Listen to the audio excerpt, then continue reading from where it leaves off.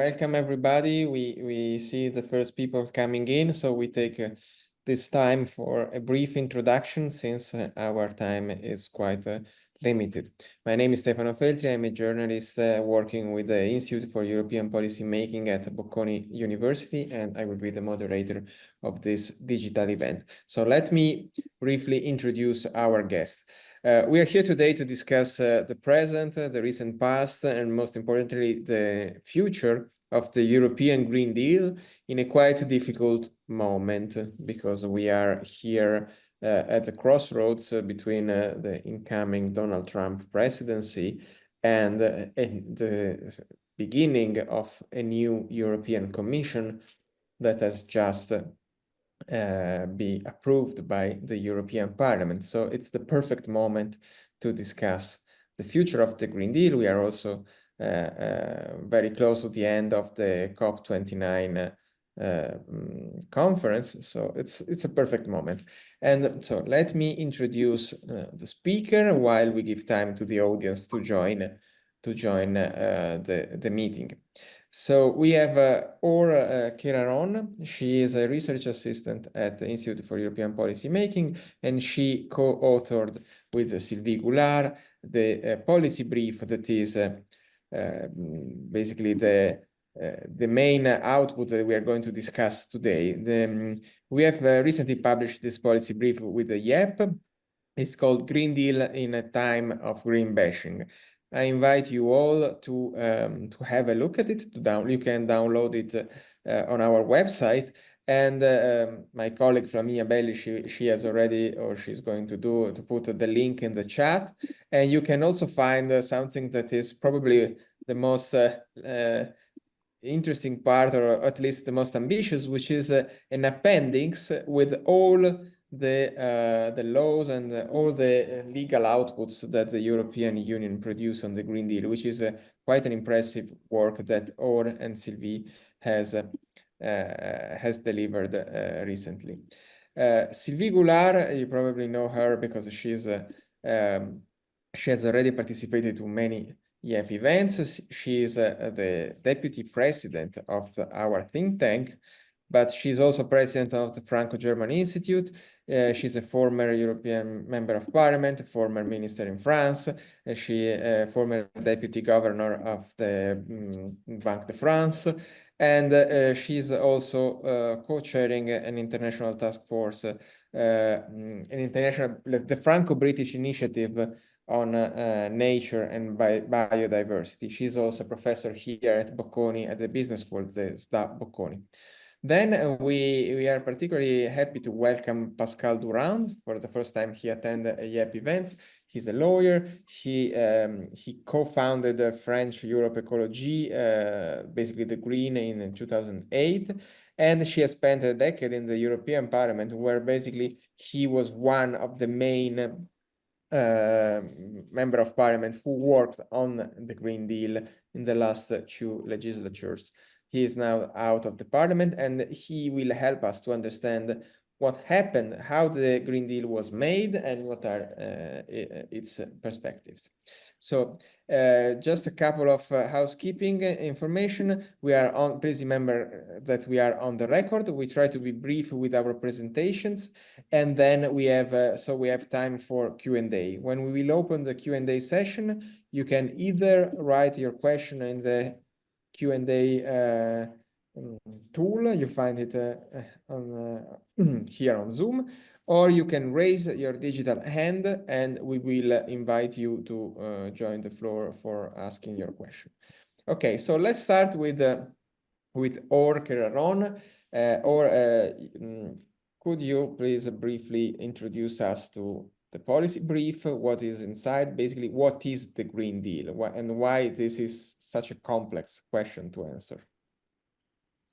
Hello everyone, thank you Stefano. So basically the main objective of our policy brief was to describe the European Green Deal and try to take stock of what has been done by the last European Commission, its main project being the European Green Deal, and assessing what had been really implemented, comparing what had been announced in 2019 and what had been implemented, what had not been implemented, and why. And the policy brief tries to give some lessons about these facts, and the appendix details more in depth every initiative and what has been implemented or not, also what has been watered down. So yeah, like I won't have time to describe all that we said in the policy brief, but I just would like to stress how ambitious the project was from the start and how comprehensive the approach of the European Green Deal was, and that's like, of course, getting more in depth in the European Green Deal, we see all the limits and what had not been implemented is stressed in the article, but I also would like to stress, like, for example, the implementation of the Fit for 55 package, or the EU emission trading system reform, or the deforestation law, that were unprecedented initiatives and going in the right direction for the environmental transition in Europe. So yeah, that's important. That's important also because scientists are clear about the fact that we have to act quick, that it's urgent to act at the European level. And that's why also the blockades at the end of the Commission are worrying, and that we have to think about how the future could be. But I will let Sylvie speak about this part. No, thank you all for this very, very synthetic presentation. It's worth reading the paper, looking at the appendix, which shows all as all said, the ambitions and also the magnitude of the ambitions that is creating right now some negative feelings. But maybe one point is that it is not the European Union that on its own decided to put pressure on companies, etc. The truth is that for climate and also for fighting against climate change and biodiversity loss, we really need to transform our economies and societies. And the magnitude has something to do with the magnitude of the challenge. So of course, when you look into the detail, and we were ourselves overwhelmed by the number of texts, etc., it's perfectly normal that people consider it's a lot of pressure and work to do, but we need to insist. The more you wait, the most costly it will be. And some people being in a state of denial, as Or said, as simply ignoring the warnings from scientists. They are ignoring that there will be a problem soon if we don't tackle it. So in the paper, we envisage 3 scenarios, and I will, of course, leave the floor to Pascal, who was involved in the adoption of one of the main pieces, the CSRD directive. The first scenario is that, okay, the legislation is very comprehensive, very ambitious, so we talk less about it, we leave it be implemented, and at the end, it will be okay. The second scenario is we discover that in these very long list of texts, maybe some details were not properly calibrated. The Commission sticks to the objective and adapts a little bit at the margins. This would be acceptable. Nobody's pretending that the texts were perfect, but only acceptable if the key element remain. The third option is more worrying, and unfortunately, we are observing steps back. It would be to postpone, to delay, to water down, to dilute, and at the end, give the feeling to the companies and the economy that, okay, it's easier, but it's not preparing us for the challenge. So I stop here. Pascal was involved in the main text, putting a new mandatory disclosure on companies, which is a lot of work, but which is also very important to have the data to make all these efforts strategic and reorienting the activities. Pascal, up to you. Thank you very much, Sylvie, and thanks for inviting me. So, before talking about CSRD and thinking in details, a lot of text, I think we have to talk about the context of the European Green Deal, because you did a remarkable work And I think your paper, it's very, very exhaustive. And so thanks for that. I think the European Green Deal study and your study, but its study in general, is extremely important because I know it's something very strange, but it comes to defending a specific vision of the European Union. We are very fortunate to live in one of the few places on the planet where we try to combine respect for the rule of law and democracy with the search for a balance between economic efficiency, but also respect for environment and strong social rules. So few political areas in the world attempt or achieve this balance. And we often find as a states that do not apply democratic principle and have autocracies or dictatorships. Or other were social, and then we can see that with Trump, I think in few months.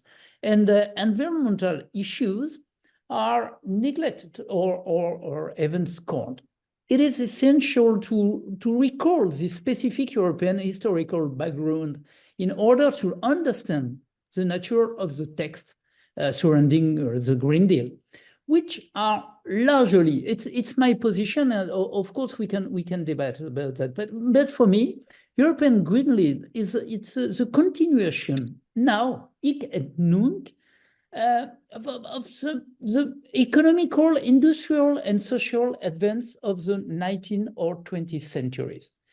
It's worth remembering that the right to a healthy environment, to quality of air, water, and food is a characteristic to which European citizens are attached.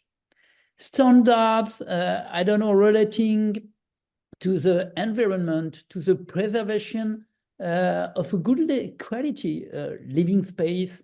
I think it generates the same standards and constraints as did social standards in the past. I don't know, we can talk about abolition of forced labor, or slavery, or child labor. They also generate the same resistance and opposition from certain economic and or reactionary circles, who see them that obstacle to their activities, whereas they, I don't know, I think it's the rules for more sustainability and mutually supportive way of living together, it's the same way. A free market economy with no rules, no guidance, and no objective of common interest is just as impossible to live in for the vast majority of people. As a city left, a motorist with no traffic laws or no traffic lights. So it's therefore very important for me to start this discussion by reminding you of the why behind these laws. They are not there to hinder economic development or generate taxes and harm individual freedom. They are there to adapt to and to act on a changing world. You said that, Sylvie, we are in the changing world, with climate change jeopardizing our quality of life in the medium term, maybe in short term too. In some places, even very, it was impossible to live in few years. Resources becoming increasingly scarce, pollution such as plastic pollution needing to be reduced, and biodiversity in great peril needing to be safeguarded and protected. I think the key is to our present and future live that European politics must take into account in the name of the general interest of several 100 million European citizens. Excuse me, Pascal. Yeah. You outlined the context in which the Green Deal was created and basically how it is connected to the deep nature of the European Union. Many critics say that that context has changed so much since when the Green Deal was outlined, that now we have different priorities in terms of geopolitics and so on. How do you respond to that kind of criticism? For me, it's yes, of course, it's a big question. When you are talking with conservative or reactionary, for everything, it's not time to do something, or it's not a good moment. Yes, we have to do that, but we have war in Ukraine. We have I don't know, Trump or something like that, and we have to stop or to reduce our legislation for a European Green Deal. But if I insist on the context, it's because the context, I think it's not a question of situation or political situation at the moment we are talking. It's a question of civilization. The European Green Deal, it's a question of what kind of life we will have. And it's more important for me because if you stop to protect biodiversity, if you stop to protect I don't know the earth, you can't have democracy. You can't have our quality of life. And I understand the point about war, about a lot of things, but for me, it's not. You have to defend the both politics, because we need to reinforce our politics in European Green Deal, and of course defend democracy, etc. But it's for me it's impossible to make a choice and to say, okay, now we will try to resolve the question in Ukraine, and after that we can see the question of pollution. For me, it's impossible to do that. We have to build the future, and so for that we have to protect democracy in Europe, of course. We have to protect social law, and you have to protect our environment. It's very important to not to separate this kind of politics, because they are all necessary. Before going to the Q&A in a few minutes, I would like to ask you all, what do you think is, which part of the Green Deal you see that is most at risk in the new framework that the new Commission has outlined? And also, if you can help us to explain potential implications of the most recent political developments. Just I mentioned two of them. One is that the Greens are probably less relevant than expected in the new parliamentary majority behind Ursula von der Leyen, because they were supposed to be the new, how to say, part of the majority. At the end of the day, they are in with an advisor to the president, but the Commission has also moved very much to the right. The second question that I still struggle to find a clear answer is that the way that Ursula von der Leyen has reshaped the commissioner's portfolio has implications in terms of the future of the Green Deal or not. For example, Teresa Ribera, she will have she will join competences on both competition and the green transition. Is this a good news for the Green Deal, or is it a bad news because many, I mean, will be forced to do what Pascal was saying is dangerous, to say, okay, we need to take care about the environment, about the climate, but also on blah, blah, blah, and other issues. So we will have more but instead of more clear and defined priorities. I don't know if you want to start, Pascal, but I'm also curious about what Sylvie thinks, and also Aura is always part of the conversation. I think it's a very important to hear what Sylvie and all think about this point. Many questions but in nutshell, the Green are too weak to be a big part of the future of the Commission and because the result of the election was no good for Green, for Social Democrat in general, and okay, they are now they are a part of the majority, but in European Parliament, you know, if you are not in the big group in EPP and now ECR and Social and Democrat, it's not easy to have a report and to make the law. You can have an influence, and it was a case in the past. I think it's almost a case, but yeah, I think it's not easy to build something only with the Green.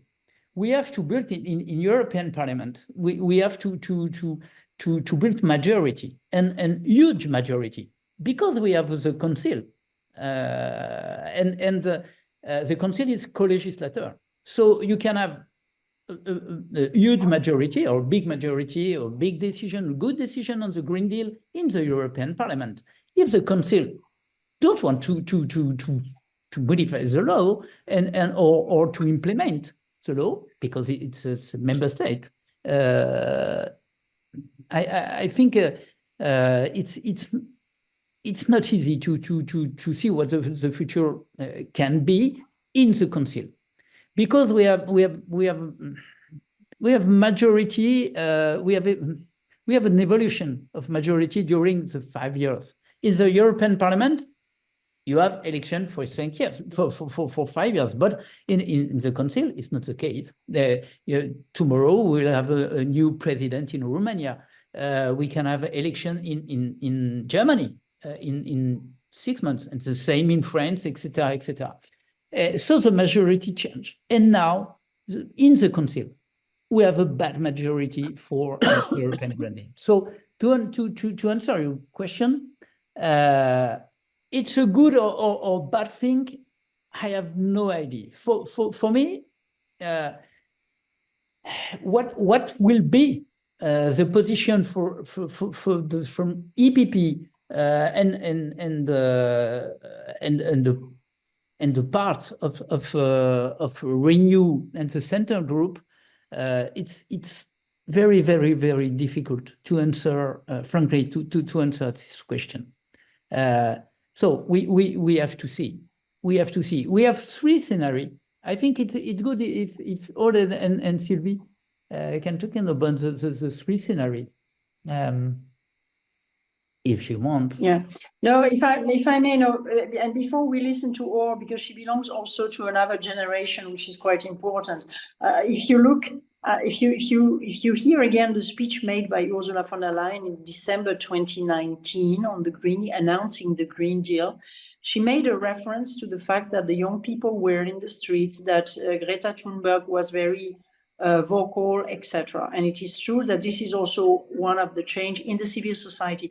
But if we come back to politics, it's clear that we have a problem. We have a problem because the majority is moving toward the extreme right with a lot of contamination of the traditional parties, not only the EPP, even if it's the most, the clearest change, but also some people, even the President Macron, when he said there are too many norms, etc., that there is a noise that is not positive. Above all, why is it a problem? It's not a problem because it's our position. It is because, as Or said before, scientists are absolutely clear. And on this, we should insist and repeat, they are not the ones taking the decision. But our political debate is not between people from right, left, green, or whatever. discussing the modalities, the way you organize the transition, which is perfectly legitimate in a democracy. You can have different visions, you bet more on technology, you bet more on social change or whatever. The truth is that we have reached a point which is very worrying for democracy, where the discussion is between people taking into consideration a problem and some others denying the problem. And when you have reached such a point of denial and also lies in some of the presentations, it's dangerous. Which part is the most at risk? In my opinion, everything that has to do with agriculture, use of pesticides, change in agriculture to bring it to regenerative modes in which the soils are able to regenerate themselves and you need less fertilizers, you need less pesticides, which by the way is also an element of autonomy. But all this question, it is clear what we have seen in the last 6 months of the last parliament and since the summer is worrying. Very last point on the politicization and competition, etc. People don't know what the community method was. I just remind that the Commission was not meant to be politicized in the way she's politicized today. So we are asking commissioners at the same time to be neutral when they look at mergers, state aids, like the competition commissioner, or to look at the track record of governments in terms of public finances. And at the same time, we want them to be politicized, and they have decided to meet all the EPP commissioners in the Commission, I suppose, against the others, or to take decisions because they have the majority. This is very worrying. It is not the way the Commission was supposed to work. And it's not because I have the nostalgia of what happened before, but the truth is that very soon we will realize that no one is in a position to be a honest broker in the middle of the game between large and small member states, between governments from right and left, if at the same time there is such a political commitment. So the message I want to pass is that what is at risk is the future of the European Union, and very short-sighted visions of the futures are destroying not only a policy, which is a Green Deal we need for scientific reasons and to be reasonable and responsible, but also democracy and the way the institutions are functioning. The question of environment is today a Trojan horse. The question is not the Greens. It is much more how each political family can provide an answer that is a real answer to the problem and not just putting the problem aside. Thank you, Pascal and Sylvie. Or if you want to say something about that as a member of a younger generation, but also if you can help us to understand which pieces of legislations are more at risk and which are not completed yet, because you have the big picture and all the details very clear.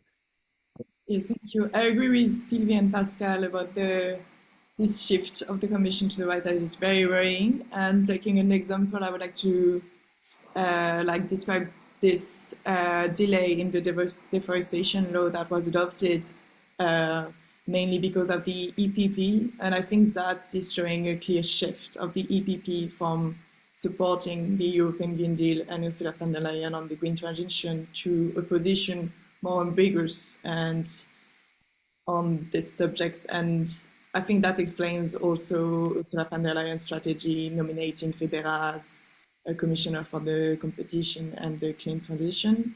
And now I think that indeed the question is which scenario are we choosing? Are we choosing a scenario where we are dismantling the Green Deal and abandoning what has been implemented and what should be still implemented? For example, on the agricultural transition, where we indeed reach a clear stalemate, or are we just delaying because there are some limits? But also just the fact of going backward on legislations that were already discussed and approved is indeed worrying and showing a shift. Thank you all. I invite people in the audience to write questions or to raise digital hands so that Flaminia will give you the floor. I think we have discussed very clearly that the political landscape and the choices that we have to face. So if you have other questions on the details, otherwise I can raise other points, but you are more than welcome to raise your hands and to say something, because this is supposed to be a conversation. In the meanwhile that you take the floor, I raise a point that we discussed with Sylvie before the webinar, that basically is that companies in some cases are much more committed than politicians expect, because what scares companies the most is regulatory uncertainty. So if you follow, for example, the Italian discussion on the future of the automotive industry, it's quite crazy, because automotive companies, especially the main Italian, it's not fully Italian, but what is remaining of the most important Italian company, which is Stellantis, they are not advocating for moving the 2035 deadline to sell new combustion engine cars, because they have already invested very much in terms of being ready for that deadline. And at the same time, you see the government pushing back Green Deal limitations. So this creates a very strange situation in which companies has internalized cost and strategies consistent with the Green Deal, while politicians, not all politicians, but some politicians try to do the opposite, which is putting the Green Deal in question again. So I don't know who wants to answer to this point, but are we seeing something unprecedented in terms of companies who are more committed than governments are, and what can happen in this case? Maybe one word, Stefano. First, it's not new. I'm sure that at the beginning of the 20th century, you had lots of people who loved horses and tried to keep their carriages with horses. And it is a little bit the same. So, of course, it's very legitimate. It's their job. It's their knowledge. It's the prosperity we know. So to jump into the future is always difficult. I'm not denying that it's difficult, but it is what it is. The future is not the type of cars we were used to produce in Europe, making a lot of noise and using fossil fuels. So they need to adapt. And I agree with you. I'm worried when I see that governments are oscillating between different positions and coming back. I've heard from several companies, also from lawyers, accountants, all the people who prepared seriously for a deadline that was given to them with a democratic decision. And suddenly you have people who are giving up and making the society believe you can avoid to make efforts. So it is difficult. The change we need to go through is not an easy one, but it is feasible. And once again, the more you wait, the more costly it will be. And let's take example from the past to convince ourselves that we are not deciding. And for example, some events like what was happened in Spain recently show that the mix of extreme climate events plus artificialization of soil and unpreparation is going to produce catastrophes. It is real, it is now, and it is not something we can decide not to look at because we have the war in Ukraine or for whatever reason. Pascal, what do you think about? I totally do. I do agree with you. You point that I think the main issue at the moment it's the difference between the business, the civil society, and the political class. The political class it's I think we have a lot of cynical view. We have a lot of demagogy, and it's not new. But when we are facing the big issue and we need a vision for the future, I think the business, and when we are talking about automobile, it's very important in Italy, it's very important in France, and in Germany too. When you are in this kind of company, you have to think to the future, not only to the present moment. You have to think what will be the future of mobility in Europe, but in the world, with China, with Tesla, with, I don't know.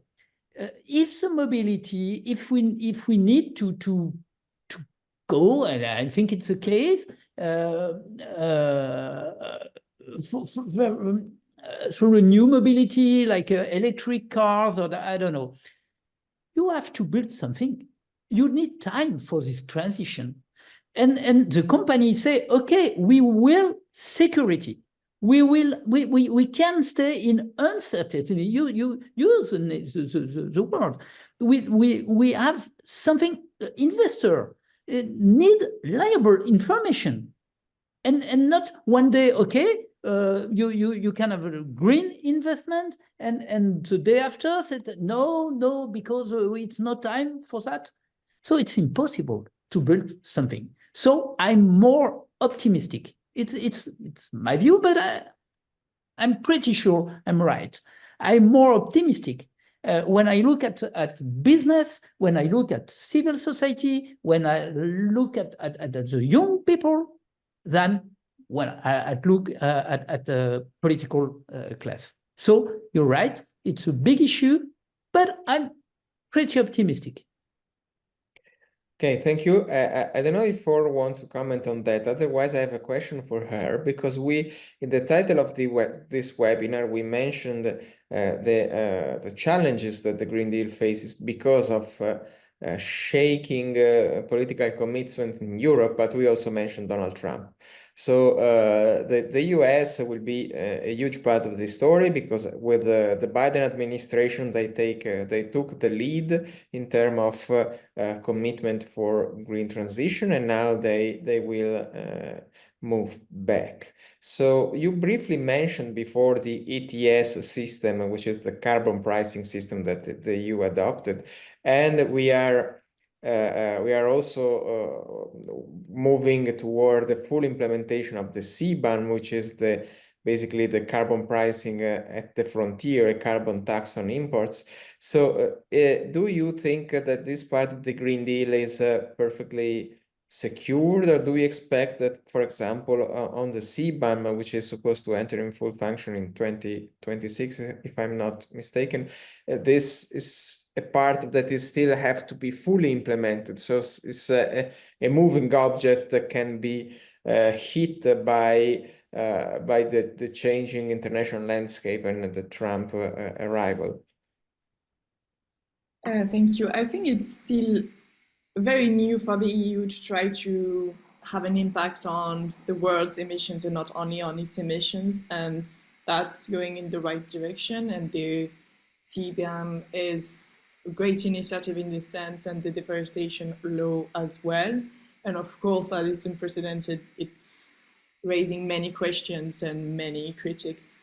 But I still think, as it has been implemented, we're going in the right direction, and maybe trying to be raising also optimism on Trump election. That could be a way for the EU to try to get, like on the world stage, a really pioneer place where it's leading this kind of initiatives and trying to like show the right example on this environmental policy side. And yeah, I think the fact that Trump is re-elected doesn't omit the fact that other countries are also trying to, like for example, China on the industrial side, they are like playing their cards as well on the environmental transition, and the EU has to deal with this complex politics situation. Okay, thank you all. We have a question that I suppose is mainly for Pascal because he's the CSRD guy, and I read the question aloud. As you said, information is vital for the success of the EU Green Deal. The CSRD and the European Sustainability Reporting Standards aim to do exactly this. That is, facilitate the provision of the information. But there has been a lot of resistance from companies. Do you think that companies will comply with CSRD and provide the required information? What is the future of the ESRS, which I assume is the European Sustainability Reporting Standards, in your opinion? If you, Pascal, I mean, we are not all familiar with that. If you can also explain us briefly what are the concrete implications of these two pieces of legislation. Okay, in few words, the CSRD, in the past we have NFRD. NFRD, it was a directive of the non-financial information and reporting, but it was not a binding legislation and without shared standards and norms. So the point, we have a lot of reporting and yes, incapacity. Yes, it was not easy.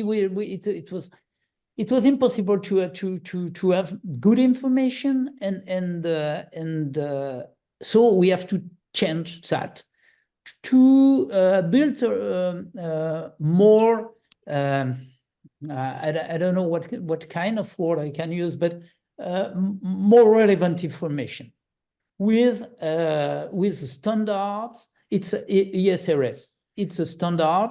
It's come from EFRAG. EFRAG is one emanation of the Commission, and it's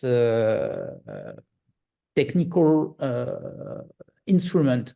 But it's very important to have the same information and to have a dashboard. In fact, CSRD is a dashboard for companies. It's a capacity to see what is the situation for I don't know, climate things or biodiversity or environmental or social issue in general. It's one obligation to say. It's not obligation to do something. It's just obligation to say something. And so, of course, it's a very important piece of the European Green Deal because it's yes, it's a dashboard. When you go into plane, you need a lot of information. It's the same for your company. And at this stage, we have a lot of financial information, but nothing, or nothing. Yes, we had something, but not so clear. And so the CSRD, it's a capacity to the company to say, okay, we are here and we want to go there. And so I think it's very important, but we have to take the time because it's something new. And the ESRS are something very, very new. It's 1 year ago for the first one. So maybe we have to wait for answering to the question, how can I imagine the future? I have to wait how the companies take this ESRS and modify our, I don't know, modify maybe that's not the strategy, but I thought their vision of the world. But I don't know what will be the future. Tomorrow, the member state can stop to implement the CSRD. It's one of the possibility. May I add something, Pascal? It's just a point for the people who are not specialists. If you look at the situation worldwide, there are many bodies or groups of people, often led by the market, but not only, that are trying to create this kind of dashboard, as you said, to create this disclosure toolbox. You have the TCFD that was created in 2017, and now they gave it to something under the auspices of IFRS. To put it in a nutshell, you have hundreds of companies worldwide working on climate, on nature, etc. If we give up on this, okay, fair enough, then our companies will be less equipped than many of their competitors. And this will be not a very good idea if we want to have all the instruments we need to face climate change, nature-related risk, but also other issues that are quite important for the society, diversity, etc. It is an illusion. It is an illusion that you can escape this kind of change that is ongoing. Thank you. We have two last questions, probably, because I don't know how much time we have remaining after these two questions. And these two questions point in the same direction, which is the changing, atmosphere around the Green Deal. We have Marco Orlandi who asked the following question. The Green Deal risks burdening the internal economy of the EU, while other global players intend to operate following a more deregulated approach. This is true, for example, for the US under Donald Trump. Will the EU be able to defend its companies in the global economy context, considering its geopolitical fragility, and how? An unknown guest asked another question in the same direction. How can the European Green Deal strike the right balance between driving sustainability through ESG regulations and enhancing the increased competitiveness that the EU urgently requires? And this is a reference to the Draghi's report.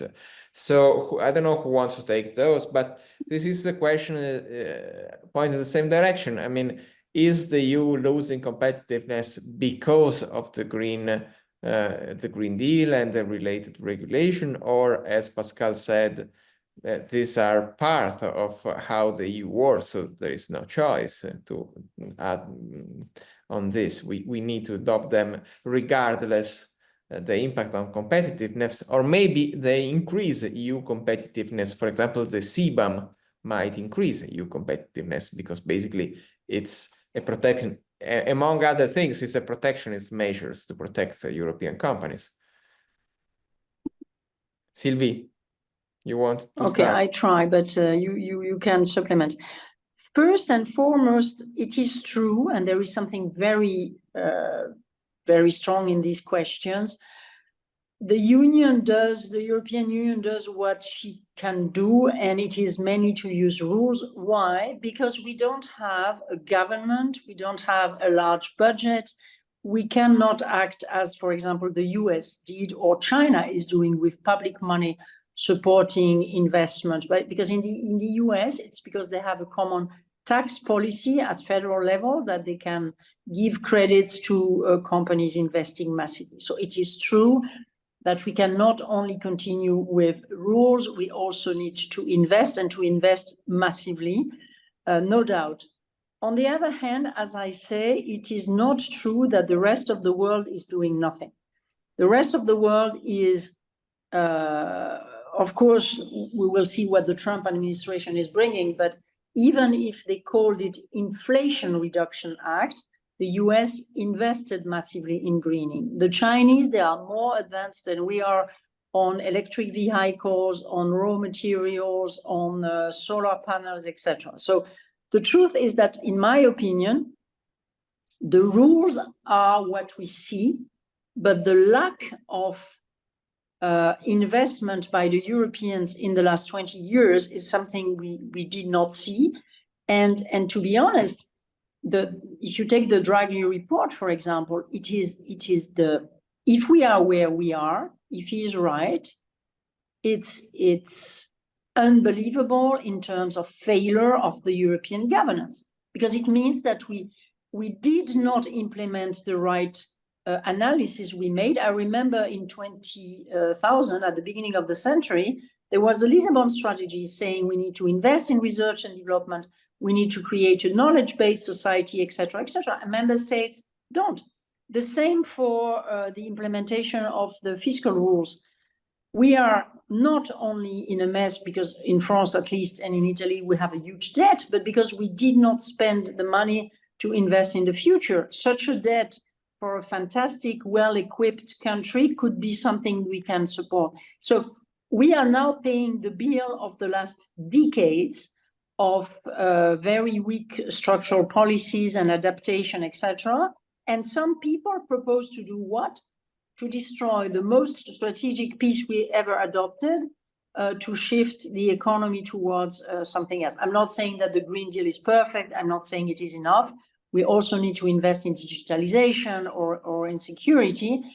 But it's very strange not to see that it is maybe not because we did something in the last 5 years, but because we did not act in the decade before. Pascal? Yeah, I don't know if yes, you can hear me. En fait, in short, in fact, we can ask something very simple. Want the European Union to be a player or to be a spectator for the future legislation? It's like in football match.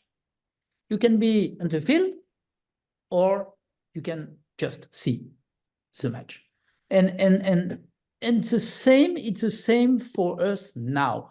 If Sylvie said the China, the India, US are making legislation. With the Biden administration, we can see the ERA. So we have a legislation.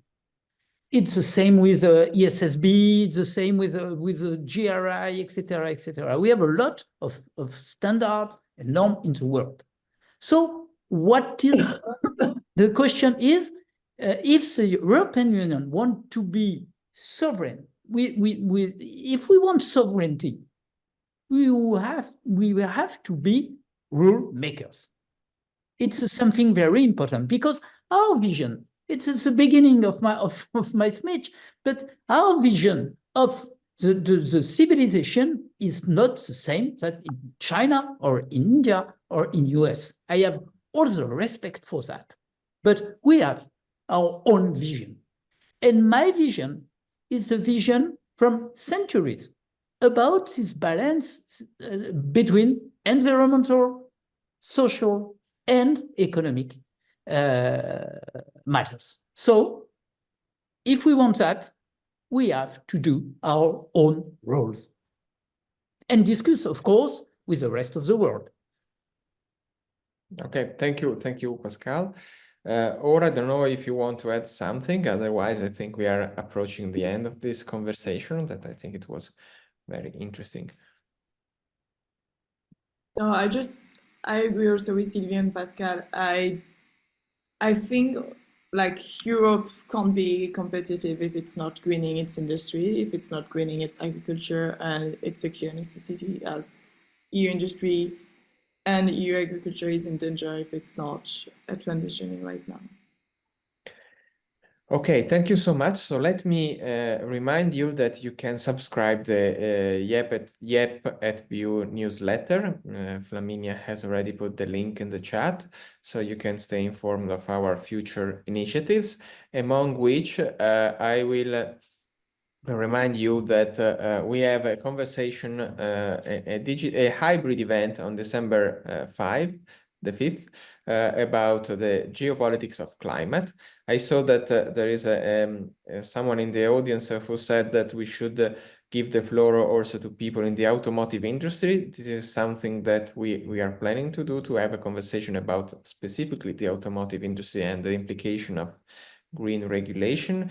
And in the may I just make a comment, Stefano? Sure. A very impertinent one. Don't ask the Turkey to prepare Christmas. Okay, no. It's good to have a debate with different points of view, and here it was more on assessing the Green Deal, and we are all committed and we respect other views. But to be honest, it is also a huge conflict of interest to have the people of one industry to explain why they disagree with something that obliged them to change. It was just a footnote. No, no, absolutely. But I think that what we are seeing is that not all the companies in the industry has reacted in the same way. And for example, we probably adopted the wrong policy in terms of protecting Europe from Chinese battery electric vehicles, as we explain in different publications on our website. This is not basically what is in the interest of many companies as well, but just in the interest of very few companies. So this is something that we are also seeing, that we see that not all there is not just a divide between how to say, the people and the companies, or the companies and the politicians. Also, different companies have different strategies, and this is something that it will be interesting to explore, especially because of what Sylvie was saying. We don't have all the turkeys waiting for the same Christmas. We can say. Okay, so thank you all. This was very insightful, and I just have to remind you to download and read the paper and the appendix, which was very complex to prepare, and you will have the most in-depth analysis that you can find on all the pieces of legislation that compose the Green Deal. Thank you all. Thank you, Pascal. Thank you, Sylvie.